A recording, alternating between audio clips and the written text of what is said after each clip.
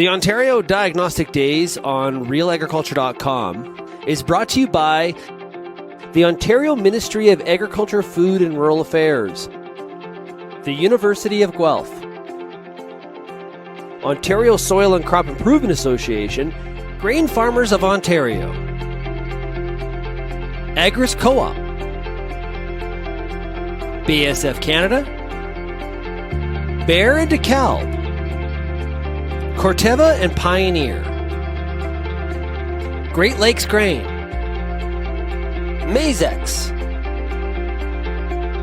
The Mosaic Company, Pride Seeds, and Syngenta.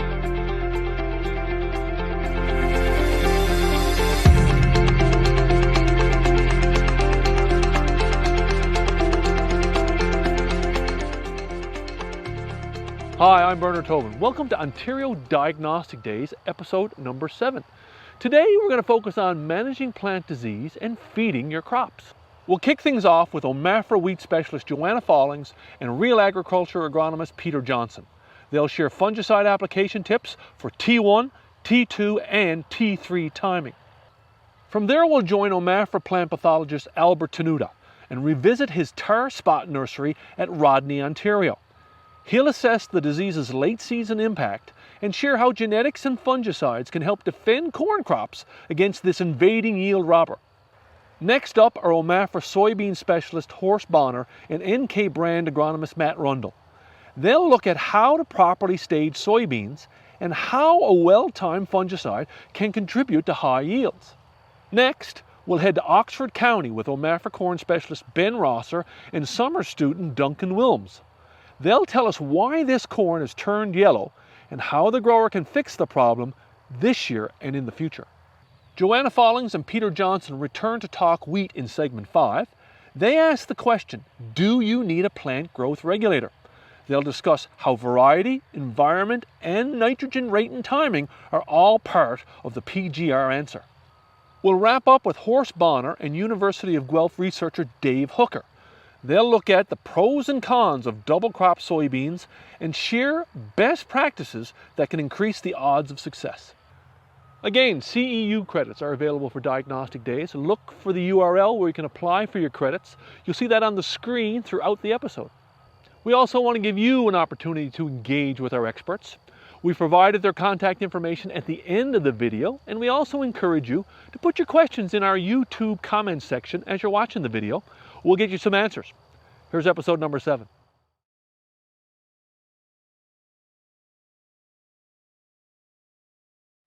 Peter Johnson at Wheat Pete, RealAgriculture.com, here with Joanna Follings, the cereal specialist for the Ministry of Agriculture, Food and Rural Affairs, and welcome to Diagnostic Days, the real crop to talk about. It's the cereal crop, the wheat crop.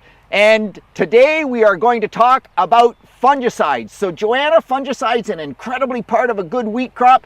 When do we apply? What are we going to talk about today? We're going to talk about the 3 critical fungicide timing in wheat. We're going to talk about our T1, our T2, our T3, and what that all means, and the decisions that we need to make to decide whether or not we're going to be applying a fungicide and whether or not it pays. Exactly. So whether it's wet or it's dry, and disease pressure and all of those factors that come into play, and why we get diseases sometimes when we don't think we should. So let's go.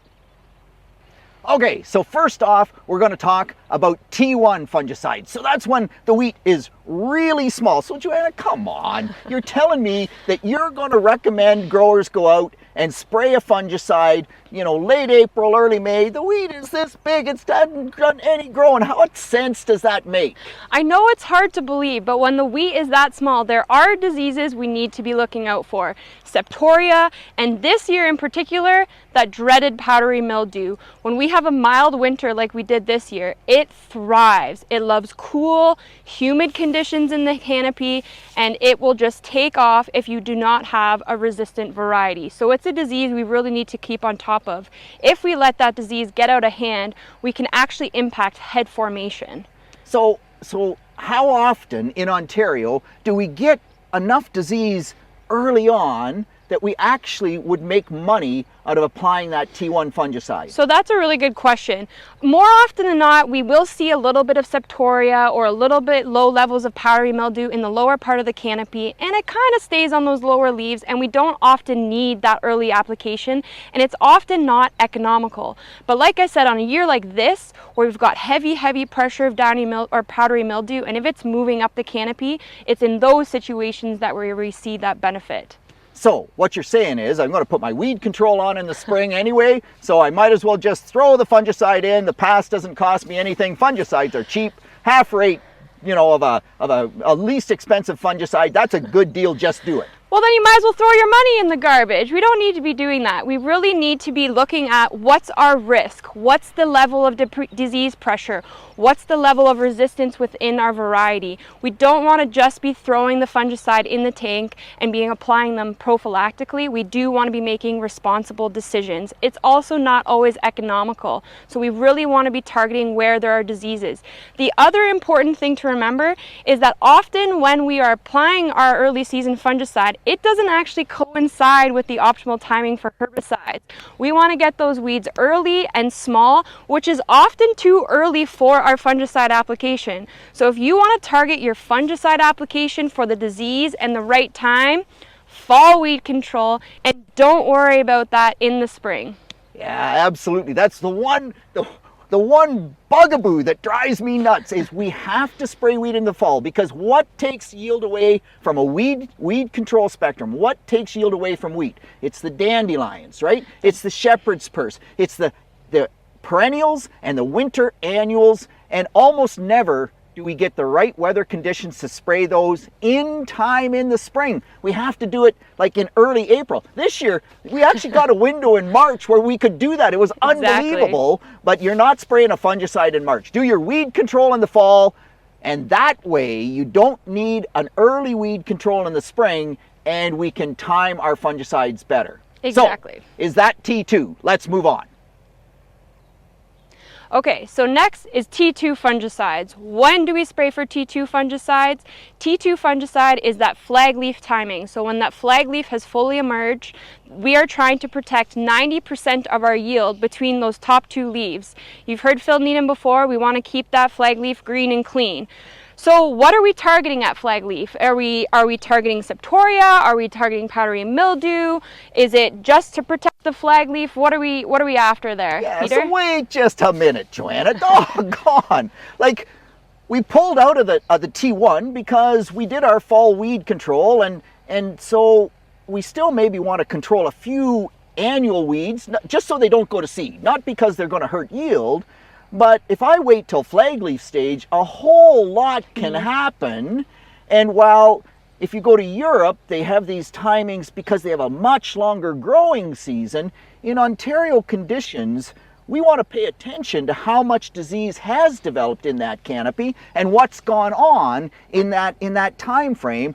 And I often think that if we wait till the flag leaf is fully emerged, that there's been enough disease development in the canopy that maybe we should have been there at penultimate stage, right? When that second leaf, that growth stage 32 or somewhere in that stage. So for example, this year, you mentioned earlier mildew, but when did the mildew really take off this year, Joanna? Well, the mildew actually didn't really take off till about T1.5 or so. So we were too late for our T1 timing, but we still had a bit of time for our T2 timing. And when you've got disease moving up the canopy like that, we want to protect those upper leaves. So we're having to spray at that T1.5 timing. We also ran into something similar a few years ago with stripe rust. Stripe rust showed up, T1.5, do we spray, do we wait? So what do we do in those situations? Do we wait for that T2 timing or do we go? And so I'll tell you right now that if you have a susceptible variety, and GoCereals.ca, that's where you go to find out, right? If you have a susceptible variety and you hear that stripe rust has arrived in Ontario before flag leaf stage, you go spray. You just go spray, because it's called yellow death in Europe. And in Ontario in 2016, when we had that bad outbreak, from Friday to Monday, we went from finding the odd pustule to the field looked yellow. That's why they call it yellow death. So, but powdery mildew, wait a minute, like how can that be? Powdery mildew, it was dry, it didn't rain, you don't get disease under those conditions. So contrary to popular belief, powdery mildew actually does not like wet weather. What it likes is cool, humid weather in the canopy, but dry. What happens is when we get rainfall, it'll actually wash off those powdery mildew pustules and it'll hold back the disease. So the disease actually thrives when it's dry and it can continue to move up the canopy and on those upper leaves that we're trying to protect.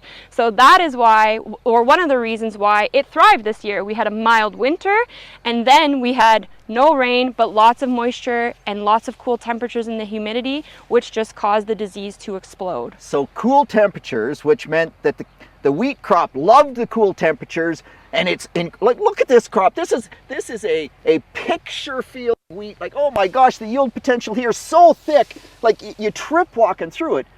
So that means those cool temperatures, ultra thick canopy, no rain to sort of set the disease back. Now, mind you, rainfall would build humidity in the canopy, but it would set that disease back. But high humidity in the canopy, and all of a sudden, our susceptible varieties, and that's why we saw it move up so much in the canopy.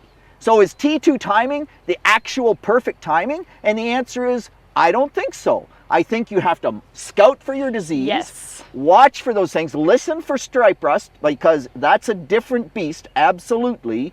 But for powdery mildew and septoria, if you need to spray a bit earlier, like a T1.5, and then you can throw your herbicide in and let it go along for the ride, and that's okay. And if you don't ever get that disease moving up in the canopy, Yep. then maybe you do wait for T2, or maybe you actually wait and you don't spray a fungicide until T3.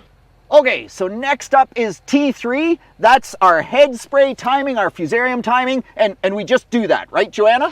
Yes, so T3 fungicides applications are the most important fungicide application. If you were to pick a fungicide application and have the most economic return, the most benefit, it is your T3, and that's because we are protecting against the most important disease in cereal production, fusarium head blight. Once we get that fusarium in there, we get some issues with dockage and dawn and mycotoxins, so we do not want to have that in the wheat. So T3 applications, we know we're at day 0 when 75% of the heads have cleared that ligule of that flag leaf. It's completely emerged. 2 days after that, on day 2, that is our target timing. That's the perfect time. You'll see those anthers starting on the middle of that wheat head, and that's the day we want to be targeting. But there are lots of questions. Can I go later? Can I go sooner? It's windy today. What are my options, Peter? How late can we go? Yeah, so what's really interesting, and the one thing you need to take away from this whole session, is that the timing window has moved later. We always used to say a day earlier is better than a day later. That isn't right. So with our new fungicides, much better than the earlier ones, a day later is better than a day earlier. And so wait for the tiller heads to get fully emerged if you can. Even if there's lots of pollen there, you might see a little more visual fusarium in the head, but dawn is what kills us. And those later applications actually reduce the dawn levels. So when it comes to a T3 fungicide, absolutely most of us are going to do it. There's a great model, but you know, the problem with the model is it uses predicted weather. It's such a disease here. We're going to spray. So before we wrap up, we want to talk about this idea of 2 fungicide applications for fusarium at our T3 timing. We've got $8 wheat this year.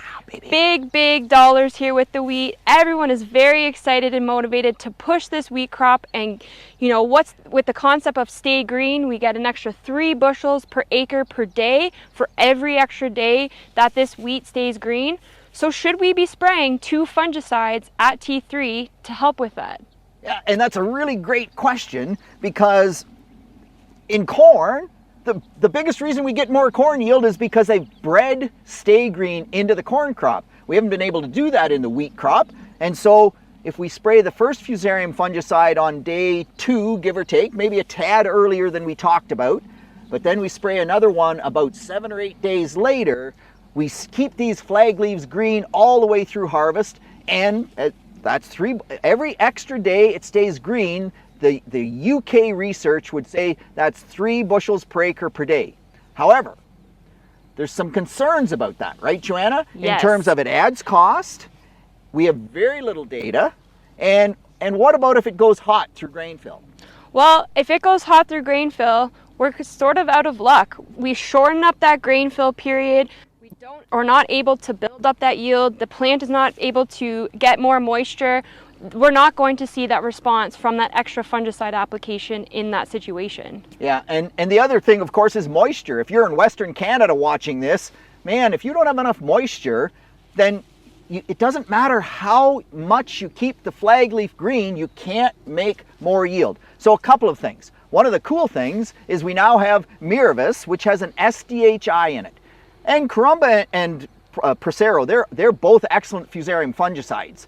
But the triazoles, they don't have as much stay green as either the strobies or the SDHIs. So we put an SDHI in. We can't put a strobe in at heading time because that actually increases the level of dawn. But the SDHIs, and there's more SDHIs coming, do they give us enough stay green that we don't need to do 2 fusarium fungicides? And the answer is we're not sure, but they certainly give us more stay green. And that stay green, when Mother Nature gives us good weather, has shown us a bit more yield, right, Joanna? Yeah, we get an extra 3 bushels per day for every day that we can keep that crop longer. So if we have the ability to do that, it's great. But like you said, Peter, if it's hot, if it's dry, we just don't see that type of response or benefit in those situations. So we really should still stick with that single T3 application if we're protecting against fusarium. Yeah, so it's a cool thought process. Remember, you want to do it, you can only spray Prosero once, you can only spray Carumba once, so you could do it, 1, 2, but you can't spray both of them at one time. And there's a whole bunch of other things to throw in there in terms of resistance management and its added cost. And the bottom line is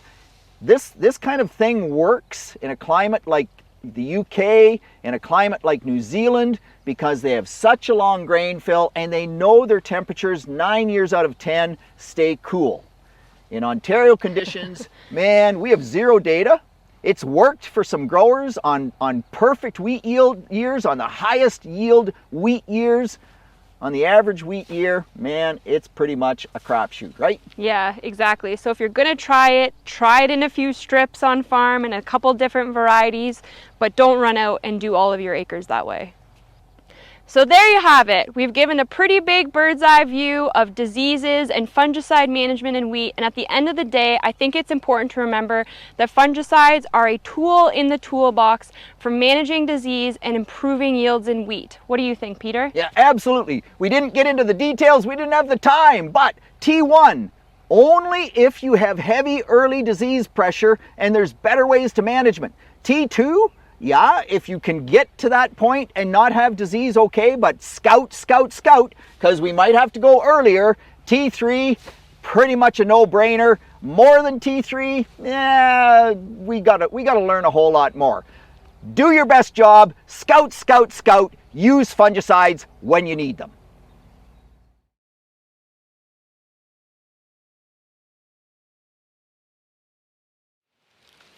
Well, welcome back to Ontario Diagnostic Day. Hey, earlier this season, beginning of July, we came to this tar spot location where we've had a number of trials going on.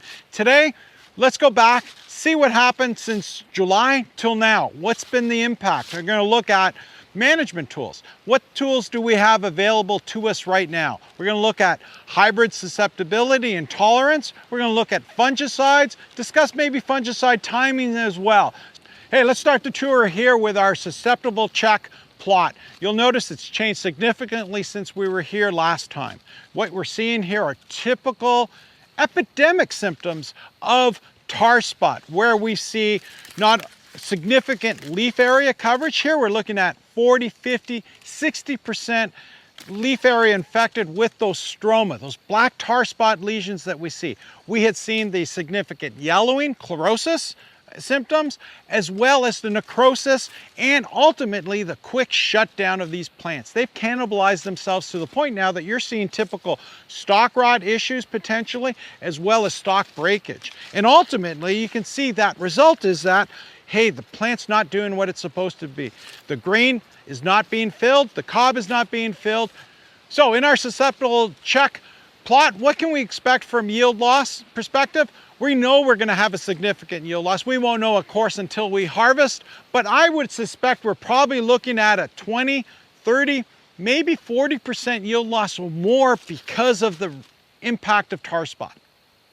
So let's have a look at what's in the toolbox. Again, our susceptible hybrid here, you can see a fungicide applied at that VT-R1 application. We had some tar spot. It would have been maybe 3% leaf area, 1 or 2 lesions on the ear leaf, what I would have considered perfect timing for tar spot. You can see this single active ingredient fungicide is a bit better than maybe what we had with our susceptible check, but definitely we're not happy with the control in this one. If you look on my other side here, or the next two, you'll see what a fungicide with good efficacy can help us minimize some of the tar spot injury, but even with fungicides, there is only so much they can do under what this would be epidemic situations. So let's move through here and see what we've got. First of all, you can see, again, that breaking of the stalks. This treatment would have started cannibalizing itself much earlier. Same, you can see that the fungicide's running out here, but again, we've got better standability. We've got better, it was, up to a week and a half ago, we still had some green tissue here. But over here, it shut down much earlier, and we're seeing that impact on both, the ears. Here, these are very lightweight ears. Here, if we look over on these ones, these 2 fungicide ones, you can see these are much better ears than what we had on the susceptible check, much bigger than what we had before, and also you can see much better development as well. So we're still going to see an impact on yield, but it definitely won't be as much as our susceptible check or an ineffective fungicide. So we talked about one of the tools being fungicides. The most important disease management tool we have available is hybrid or variety resistance, or in this case for tar spot, we're probably talking more partial resistance. Here we've got, again, a different hybrid. This is what we would call a tolerant hybrid, no fungicide. This is our check. So this is the equivalent of our susceptible hybrid, no fungicide. You can see definitely tar spot is here. It's doing its thing, but the initial damage or the degree of tar spot is less on this partially resistant hybrid than what we saw in the susceptible. The yield loss will be less. It may be 10%, 20%, but it should be significantly less than what we saw with that susceptible. The other thing we noticed throughout this since July is that it stayed greener longer. If we can keep the plant doing its thing and staying green, filling that grain, that ultimately leads to better yields. So now let's see what happens when we put all those tools together here. Here we've got that tolerant hybrid. We've got that same fungicide that we saw earlier in the susceptible that had some efficacy, not to the same degree as what we're seeing here. You can see how combining or integrating our tools together under an integrated tar spot management can help us in protecting both the plants as well as yields. Here, first of all, they're standing much better than they were over there. We actually still have some green here, which we had no chance over there as well. Look at these ears. They're bigger. They're still upright in that. They're still filling. Anytime we can continue to fill, we're making yield, we're making money at the end. So if you look at these, again, we see a lot of tar spot in here that's come in. Again, this one application, so this again was that VT-R1 application. We see that fungicides have a period of time when they're effective, and usually that's about 3 weeks or so. If we had come back in with a second application of an effective fungicide, these would have stayed greener longer. Again, that's something we've got to look at for the future. How do we build on the tools we have now, both in terms of hybrid susceptibility and tolerance, fungicide timing? the epidemiology and biology of the pathogen here, that ties into modeling, such as tar spotter that's available out there as well, that can guide us in terms of both our risk as well as our fungicide timing. But again, we have tools that can help us now. We just need to build on those tools as well.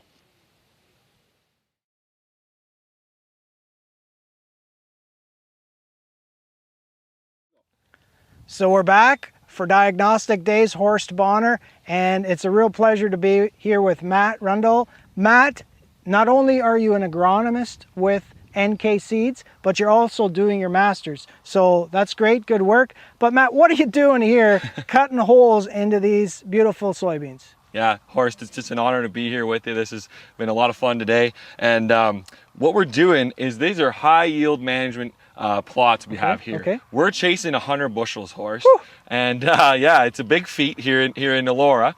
And I would be remiss if I didn't say a big thank you to Horst for you for planting, and as well as all the research technicians and interns with U of G who've helped me so much with these plots.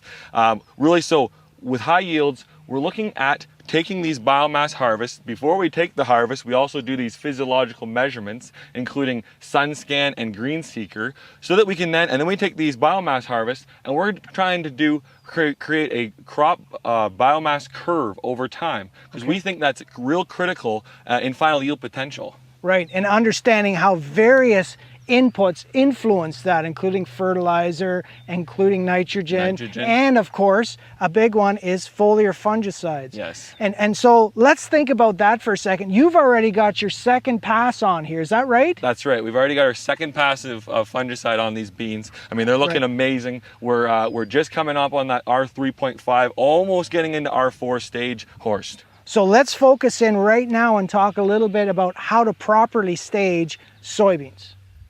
So when we are discussing fungicide timing, we're talking about the R stages, the reproductive stages. So we count nodes with fully developed leaves on them on the main stem.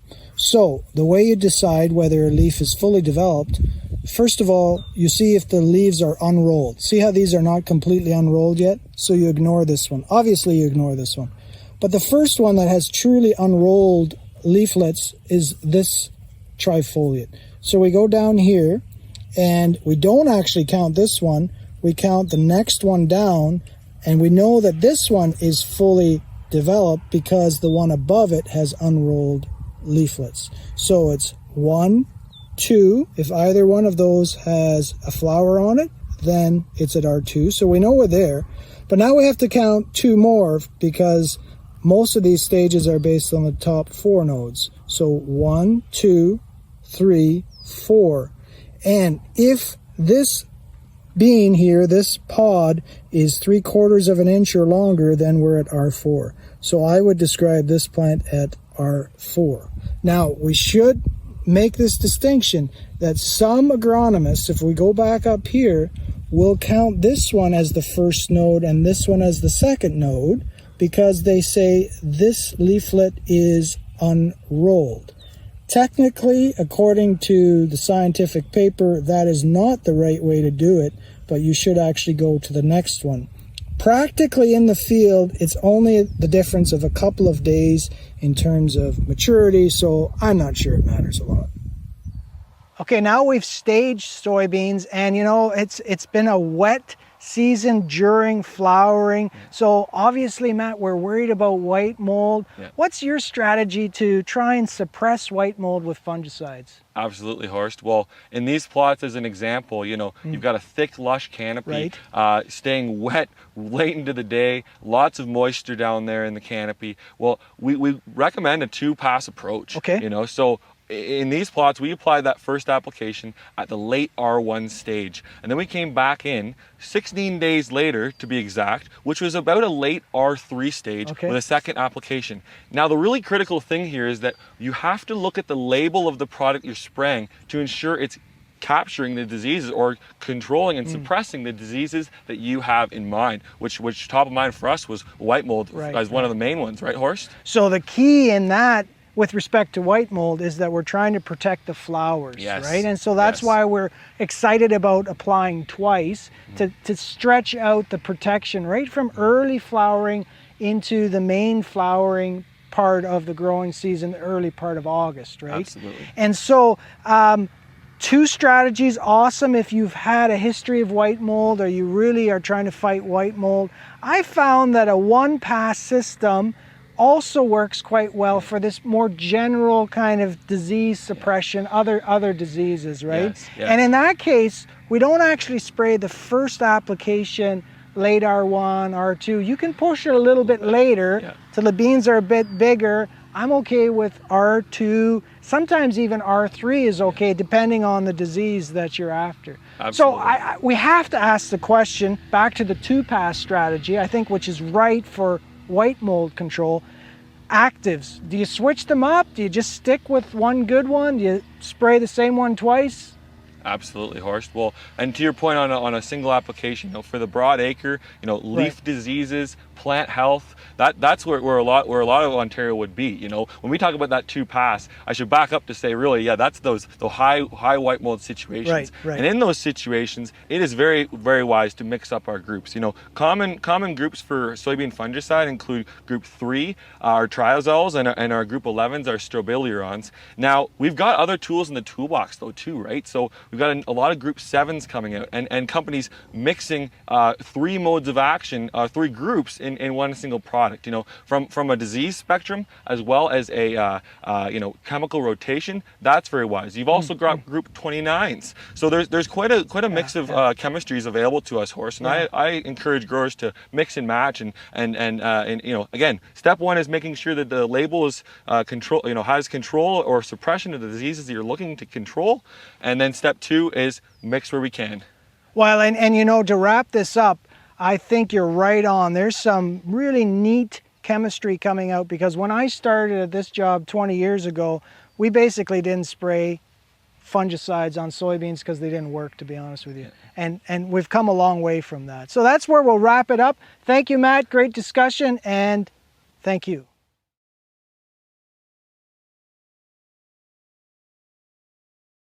Ben Rosser here, corn specialist with OMAFRA, here in Oxford County today with my summer student, Duncan Willemse. And of course, we're talking diagnostics for Diagnostic Day videos, and just kind of want to go through a quick run through of a field call we went to here in Oxford County to try to diagnose some yellow corn. So Duncan, the grower, had given us a call. Why are we here in this field, or what's going on where we are right now? Yeah, the grower had called, and where we're standing right now is very high organic or kind of muck soil. And in this area, it's a low point in the field where we can see that the corn is noticeably shorter, and there's a lot more yellowing of the leaves when we compare that to the rest of the field here.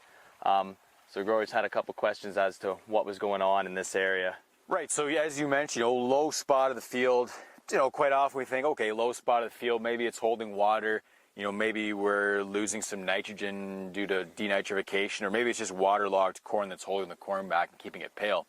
But of course, this is spring of 2021, moisture's been pretty limited up until we got into early July, but this was still showing up in the field, and clearly not wet or saturated conditions where we are, despite the fact we've still got this yellow corn. So if we're thinking nutrient deficiencies, what are we going to start to look at? What are we going to try to look at to see if there's a nutrient issue going on in this part of the field? Yeah, so the first thing we want to look at, and that we can see when we come in here, is, clearly a coloration of the leaves. It's, a lot paler than the rest of the field. And then as soon as we see that, the second thing we want to look for is the location of it on the plant. We really want to determine whether it's a new growth issue or an old growth issue. Just kind of determine whether or not what we're seeing is mobile. If it's something like potash deficiency where, we could see it's the lower leaves are all kind of, yellowing and browning, dwindling away, or if it's something up top like we're seeing here where it's the new growth of the plant where we're seeing a lot more discoloration and a lot paler corn. Yep. And if you look to this corn right now, how would you describe, what do you see compared to more normal looking corn in the rest of the field? Yeah, so we're seeing, right when we look at the leaves here, we can see clear in between the veins, a lot more, it's yellow, not like a nice green, solid color that we want to be seeing in a healthy plant. And as I mentioned earlier, definitely a notable height difference in this area compared to the rest of the field. Yeah, so good comments, Duncan. I think, sometimes when you look at nutrient deficiencies, if you get something like potash or nitrogen, sometimes it's pretty clear when you look at those leaves, you know exactly what's going on and what's deficient in that plant. Sometimes, other times, like you've mentioned, we've got some yellowing of the growth in general, particularly of these upper leaves. It's maybe not quite as clear-cut what the issue is. So that's kind of where diagnostics comes into play to try to figure out what's going on in the field. So it's kind of cool. This grower's actually done a little bit of that work. As he had noted when we talked to him on the phone, this area has perennially been a problem. It's not like it's a year thing. It's year in and year out. This corn is always short and pale in this part of the field. It's not like it's just a wet year thing. It's even in dry years like 2021, still the same issue showing up in this part of the field.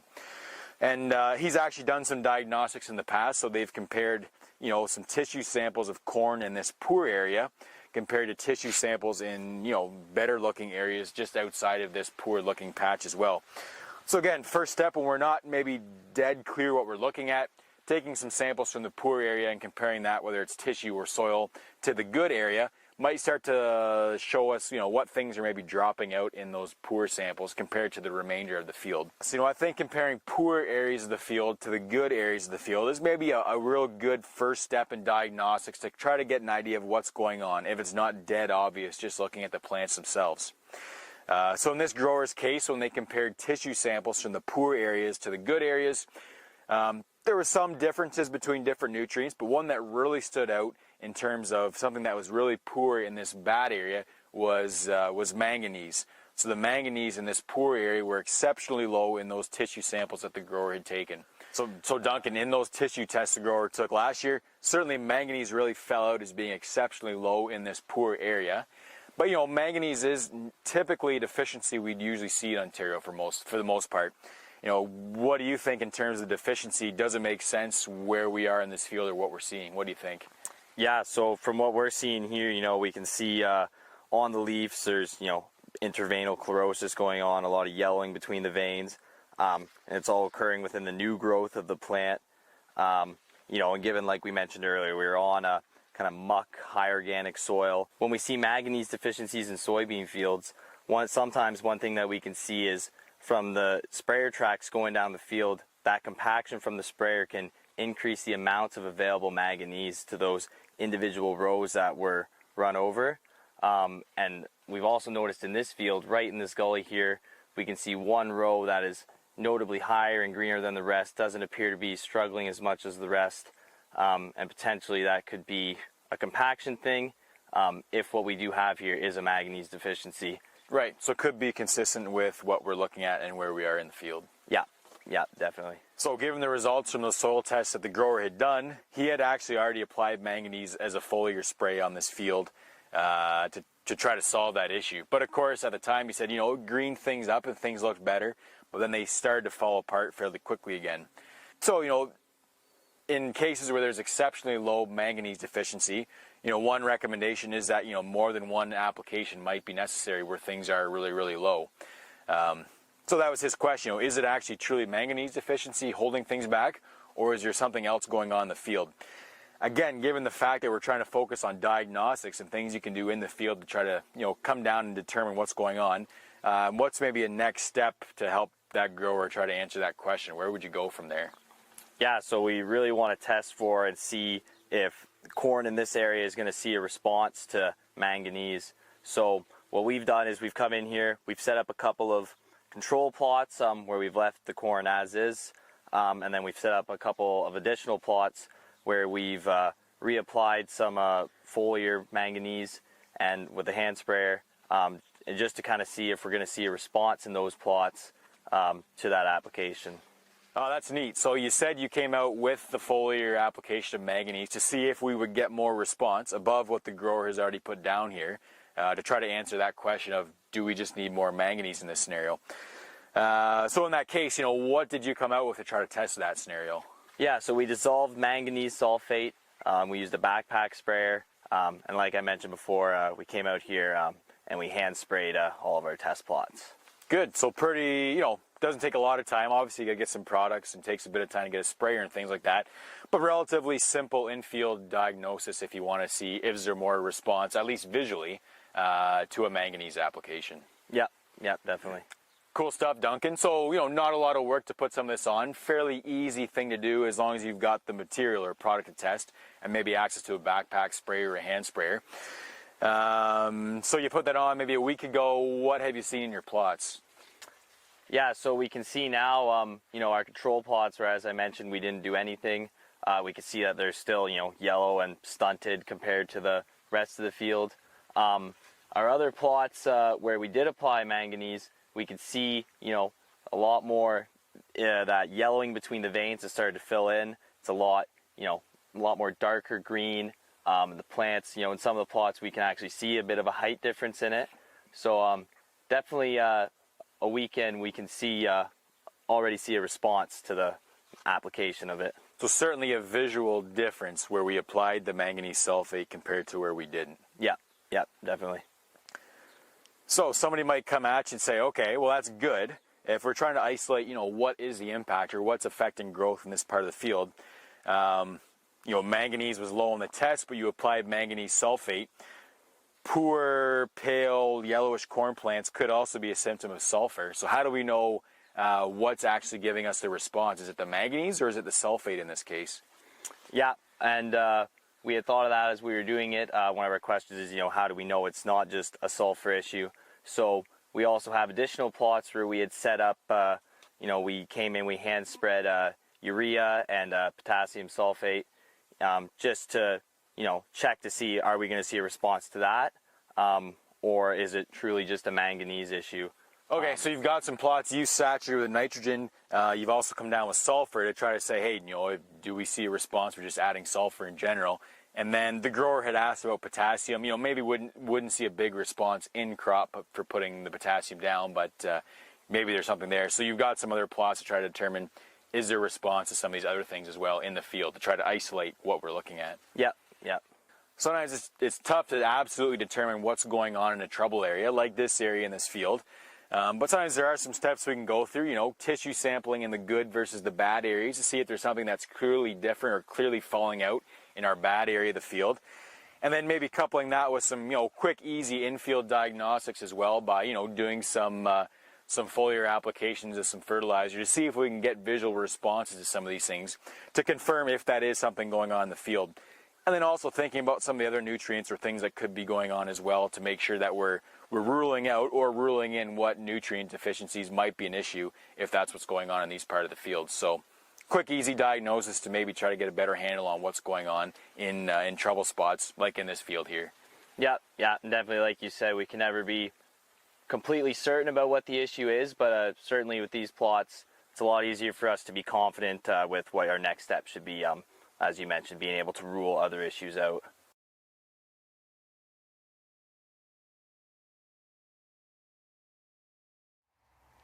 Peter Johnson at WheatPete, RealAgriculture.com, here with Joanna Follings, the Cereal Specialist, Ministry of Agriculture and Food and Rural Affairs, and this is Diagnostic Days. Man, look at this lodged wheat. We've had the crop of all crops, an incredible year, yields through the ceiling, but that means we've dealt with lots of lodged wheat. Joanna, what are we going to talk about? We have so much to talk about today. We're going to talk about varieties, we're going to talk about nitrogen rate, nitrogen timing, we're going to talk about PGRs, and we're going to talk about PGR by variety, by environment interactions. Lots to get to, so here we go. So we want to answer the ultimate question, do we need a plant growth regulator? And the first thing we want to talk about and the first thing to consider in this decision is variety. And boy, are we seeing some varietal differences this year. We're currently standing in a PGR nitrogen trial, and each treatment that we're standing in here is 60 feet wide. And within each of these treatments, 30 feet is with a PGR and 30 feet is without a PGR. So within each variety itself, you might see some differences here. And we've got 4 varieties here. The first being B654. Right behind me is 60 feet of Adrianus. Behind that is 60 feet of R74. And then further back is Pro 81. So 4 varieties. The other really cool thing here is that in this treatment, we put 250 pounds of nitrogen down in one shot. And I know we probably seem a little bit ridiculous for doing that, but we do have good reason, right, Peter? Absolutely. So why 250? Well, come on, if you're going to test yield, you're going to test the growth regulator, you're going to test the genetic standability, you gotta really hammer it. And what's astounding, the trial, we had 3 trials. This one here at ARVA, Shane McClure, my great technician, looks after this one. We have Dave Hooker at Ridgetown Campus, University of Guelph, does another one. At his location, 250 pounds of nitrogen, even on the weak varieties, and it didn't lodge. It's astounding, it didn't lodge. The other trial, Winchester, Josh Naselski, they got some lodging, but this is the worst by far. And the 4 varieties, so the first one here, B654, high yield, tall, very lodging prone. With or without growth regulator, you can see we have tremendous lodging. Adrianus is the second one. It's got great standability. It's a hard red wheat, still high yield potential. R74, short, high yield potential.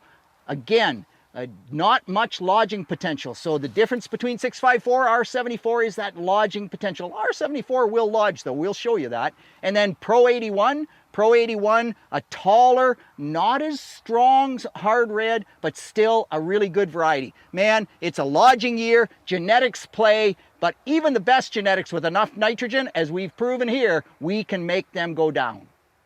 So rate. Nitrogen rate makes a difference. And everybody this year pushed an additional 30 pounds of nitrogen because wheat prices were up. We had great wheat stands. Well, you know what? Sometimes you push that 30 pounds and it's too much. I'm standing in 100 pounds of nitrogen, all one shot. We would consider this to be a pretty low rate. Starting to see a little bit of lodging, but it's getting late in the harvest and it was standing pretty good. Joanna? I'm standing in only 150, so 50 pounds more, which, you know, when we look at what we're looking at here, isn't all that much. And you can see with the B654, it's gone flat, especially where we didn't have a PGR. If you look further behind me, you can see we've got the other 4 varieties. They're still standing pretty good, but man, does rate make a difference when it comes to lodging. And it just shows that not only rate, but also your farm, because this is very powerful ground, and 100 pounds here is probably the equivalent of 150 pounds on my tough old farm. Rate makes a difference, but so does your soil type. The next most important factor that we're going to talk about is nitrogen timing. So we've got some pretty cool plots here. So where we're standing right here, this is 200 pounds of nitrogen in one application right at growth stage 30. Right over here, interesting enough, we've got 250 pounds of nitrogen, but in a split application. So one application at green up, followed by another application a little bit later around growth stage 32.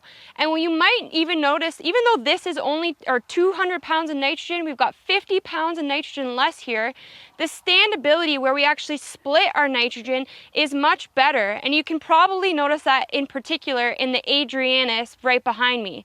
And Peter, what are you standing in? Yeah, so it's really cool that this timing thing shows as much difference. Growth regulators are great, but nitrogen is really the thing that makes the biggest difference. So here, to my left, we actually have my ultimate system. So we came in as early as we could with the ammonium sulfate, just a little bit of boost to really, because the yen people say you gotta get it going, you gotta keep it going. A little bit of nitrogen, then we came in with the big shot at growth stage 30, and then after, at flag leaf stage, we added the last 50 pounds as Amidus and try to get that yield boost, and in hard wheat, the protein boost without having the lodging. Again, that 250 pound rate in 3 shots and less lodging, particularly when we get to decent genetics. It all lodged with the B654 because it's just so prone, but we get to the Adrianus, we get to the R74, and nitrogen timing absolutely matters. So we've made the decision, we're going to spray a plant growth regulator. Now we need to walk through what's the timing, what's the impact, how do we handle that situation. So first off, timing is always best at growth stage 30, 31. And why do we say that? Because they're registered, right, Joanna? Up to growth stage 37, even growth stage 39. So flag leaf emerged, and they do work. Why do we want to go earlier? Because the earlier we go, we get at the shortening of the internodes and the thickening of the stem wall starting at the base of the plant. The later we go, we see less of that. They still work later, but they're not quite as effective as the applications early on. So it's a little bit like a fishing rod, right? We use that analogy a lot, but the fishing rod needs to be thicker at the base to really have that resiliency and give, but still come back. When we apply them later, we don't get the base, that thickening is up higher in the plant. So it's not quite as effective, but to be honest, I'm astounded at how effective it is when we go later. So, under adverse weather conditions, you get rained out, you can still go later with these products, and they do actually work. What are some of the other things that they do, Joanna? Yeah, absolutely. Some of the interesting things we're seeing, and we've seen it in the literature and we've seen it in other years, but we're seeing it particularly this year, is a delay in maturity. So we're seeing a delay in maturity by up to 3 days in some instances. So that's something to be on the lookout for. And the other question we often get is, what about straw? Am I going to get huge differences in straw? So yes, we do see a reduction in height, but that reduction in height is often not enough to make any difference in the total biomass or the amount of straw that you get off the field. Yeah, and it's really interesting because I'm standing where we applied the growth regulator. You can see the wheat here is all standing, 200 pounds of nitrogen. Joanna's, where there was not a plant growth regulator applied, it's lodged, again, 200 pounds of nitrogen. So they do improve standability. A little bit of shortening is what we're after. If you see 8 inches shortening, that's really more than we would like. Sometimes you see almost no shortening, but they still generally tend to make that stem wall a little bit thicker, a little bit better lodging prevention when you get into those situations. So absolutely a tool in the toolbox, but not a silver bullet, right, Joanna? Not a silver bullet. In some instances and in some varieties, they might simply delay the onset of lodging or reduce the amount, and they might not eliminate lodging 100%. So don't expect them to be that silver bullet, and split nitrogen applications are another tool to help you with some of that. Yep, but whether it's stem break or root lodge, they actually even help stop root lodging because for some reason, which we don't quite understand, plant growth regulators seem to make the plant grow more roots as well as get that thicker stem. So they really are a tool that we need to use when the conditions predict that we have a lodging issue. So we've talked about variety, nitrogen rate, timing, we've talked a bit about PGRs. Now what about bringing all of this together? And we are seeing some pretty significant environment by variety, by nitrogen interactions in these trials. And so here, I'm standing in an application where we have one single application early on, growth stage 30 to 32 in cold temperatures. And we saw really extreme shortening, particularly in this variety Adrianus here, and also quite a bit of variability. And we've even seen situations like this where the head has barely emerged out of the leaf sheath and we've barely cleared that head, compared to where Peter's standing, where we've had 2 PGR applications, sequential applications, and we don't seem to see that same effect. Yeah, so it's really, I've worked with plant growth regulators, with both of the plant growth regulators we have in Ontario now for, I think, at least 8 or 10 years. Shane and I have done tons of trials. We only ever saw this reaction once before, and it was with a very hot growth regulator, fungicide, herbicide tank mix, and it went to -4 the night that we applied. This year, we learn that genetics by weather, by plant growth regulator actually do play. We have to learn more. So Adrianus, as you can see, Joanna, tremendous impact. Here, Adrianus with manipulator early and then Modus later, and we got less shortening than we did where we got this accentuated injury under those super cold temperatures when we applied the Modus early. And in the R74, in the B654, we didn't see it. In the Adrianus, tremendous impact. In the Pro 81, still some impact, not quite as much as we saw in the Adrianus. So as we move forward on these plant growth regulators, I think, Joanna, we have to look at things like temperature and rate and sort out these varieties, because they're an awesome tool, but clearly when things go wrong, we get unacceptably short wheat. So we still have so much to learn, and thankfully we've got 2 more years of research on this, and we're going to look at variety, nitrogen rate, nitrogen timing, PGR effects, and the effects of weather and environment and how that plays into all of this. And so we hope to see you back here next year.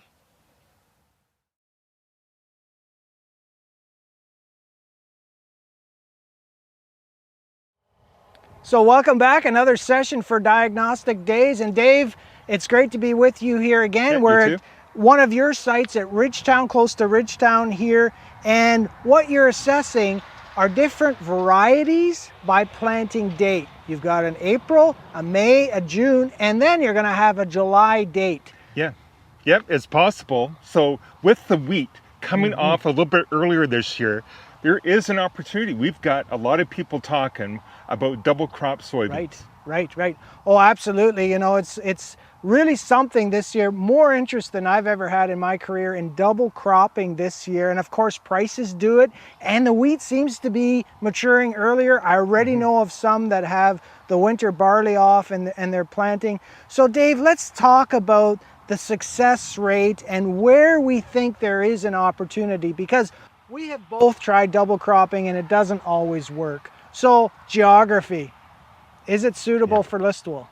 Yeah, probably not. We're talking about managing risk here. Right. And we know from previous experiences that the further north you go, shorter growing seasons, those are the high risk areas.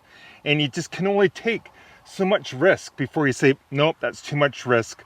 I'm going to do something else after wheat rather than plant soybeans.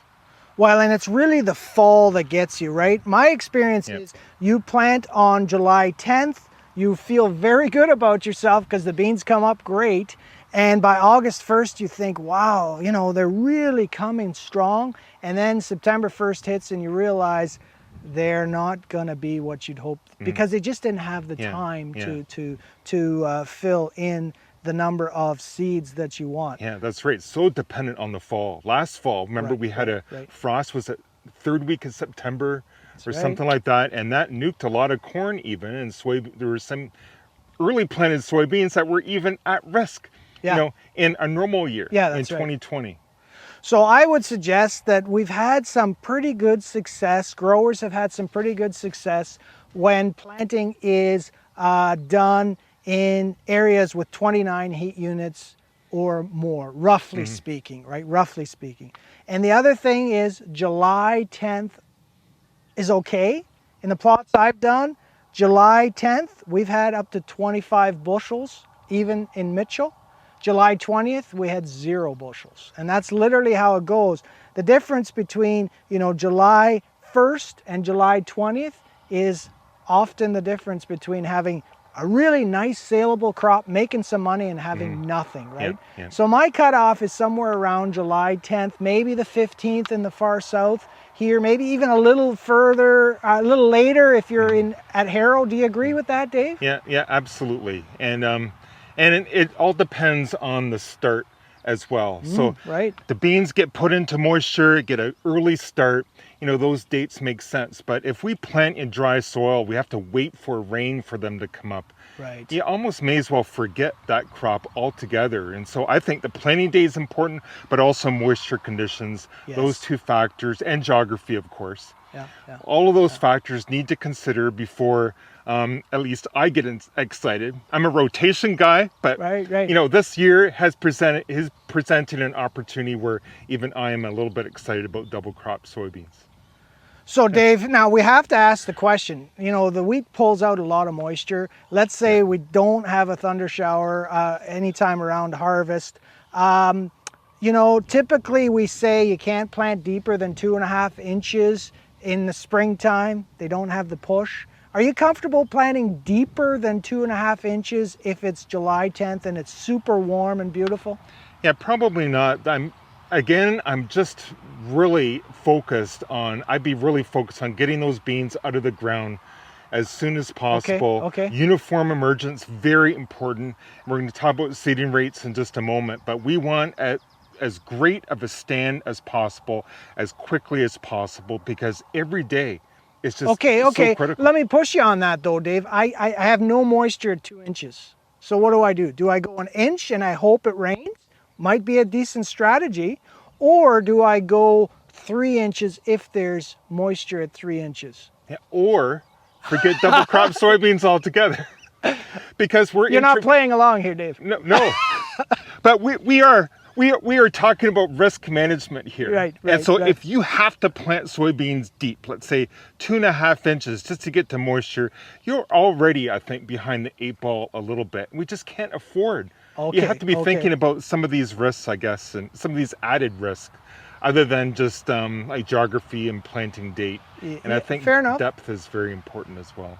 The one observation that I have made, Dave, just to push back a little bit, is that when conditions are very warm, the bean has more push. So you can go a little deeper and still expect a decent stand. Right. So anyway, we can agree on that or disagree. It doesn't really matter. We've hit on geography. Now we really have to hit on variety selection. Because, you know, when I started, I was taught you should plant a full season bean because, of course, the photo period effect in the fall, when the days get really short, those beans will finish and you will have something to harvest. My experience is that's not factual, at least in my geography. So what kind of variety choices would you suggest? Well, we have to be thinking about, and we had a lot of discussions about this in years past, about you know, the myths of soybean production. We talked about that and how sensitive the soybean varieties are to photoperiod and what triggers them to flower. And we know that a shorter season variety becomes less sensitive to photoperiod. Right. And so, having said that, we probably want to grow a soybean variety that's about maybe 1 maturity group less than a full season in some of these more northern areas, more northern fringe of this double crop potential here. So we're talking about just north of London, like Listowel and Mitchell. And so maybe 1 maturity group less there. But how about in the south? Do you think we should follow the same pattern in the south? Well, interestingly, when we looked at the plot here, right, and we know this from other experiments, short day beans flower earlier, and all the other reproductive phases or growth stages of the plant are shorter than a longer day bean, right?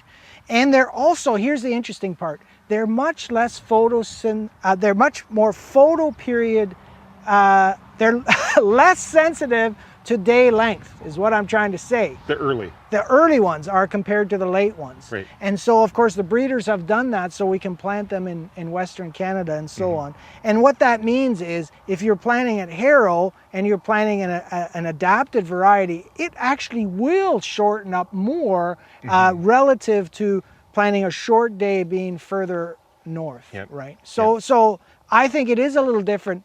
The further south you get, the less you have to shorten up your maturity in terms of selection. Because if we can extend our maturity out a little bit, the bean plant has more potential for more nodes, right, per acre. That is key.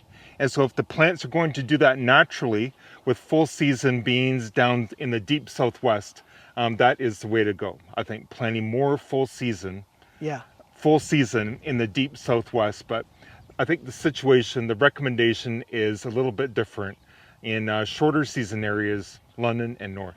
Yeah, and even from this plot, we can see that the short season beans planted in May are flowering beautifully, where the late season beans for this area haven't even started, right? And so that tells that story as well.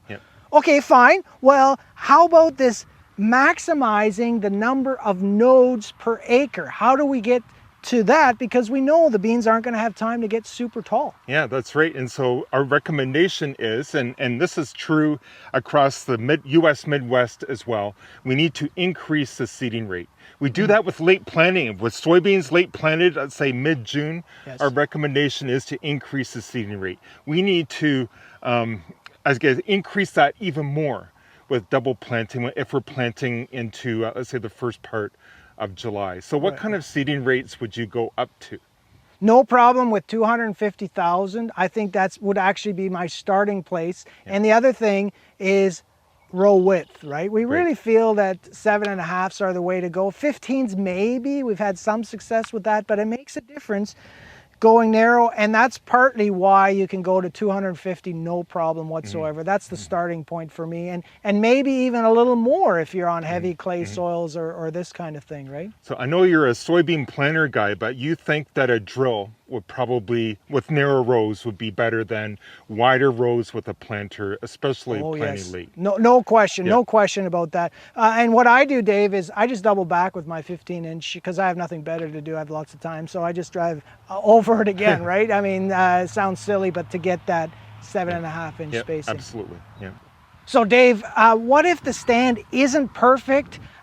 Is there something you can do to try and fill that canopy faster? You know, we've played with nitrogen. Yeah, we've played with nitrogen a lot, maybe not in double crop scenario, but we've played a lot with fertilizer nitrogen, and we know that there's a significant effect that nitrogen has on the vegetative development of soybeans. The vegetation, the rows close in sooner. Nitrogen has that effect, and perhaps it might increase the number of nodes. But if the soybean plant density is maybe a little bit less than that 250,000 plants per acre, maybe a little bit of nitrogen, at least it would, maybe some strip trials, maybe so we can figure this out a little bit more.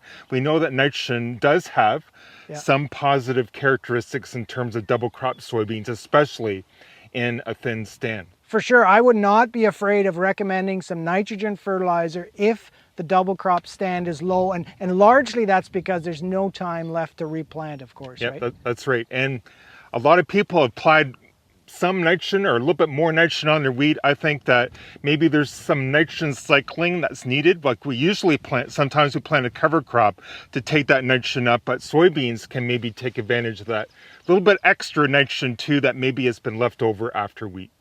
So Dave, this is awesome. I'm excited about trying double crop soybeans again. We're gonna do it. The thing that is important, I believe, to always remind growers though, is half the growing season is over. Realistically, you can only hope for half a crop.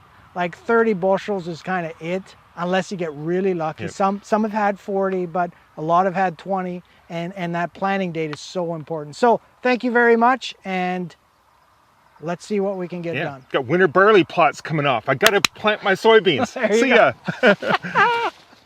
And there you have it. We hope you enjoyed episode number 7 of Ontario Diagnostic Days. We're going to wrap up the series with a live episode on October 26th. We hope to see you then.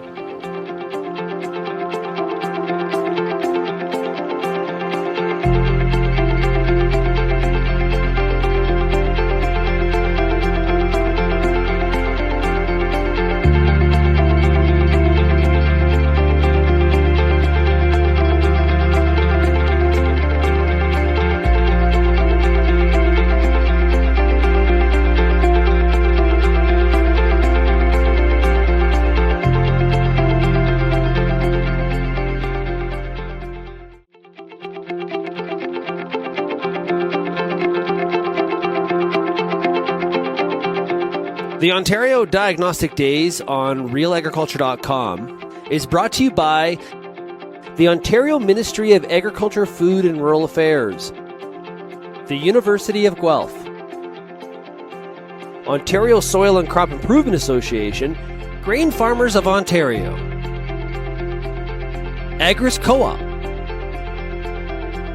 BSF Canada, Bear and DeKalb, Corteva and Pioneer, Great Lakes Grain, Mazex, The Mosaic Company, Pride Seeds, and Syngenta.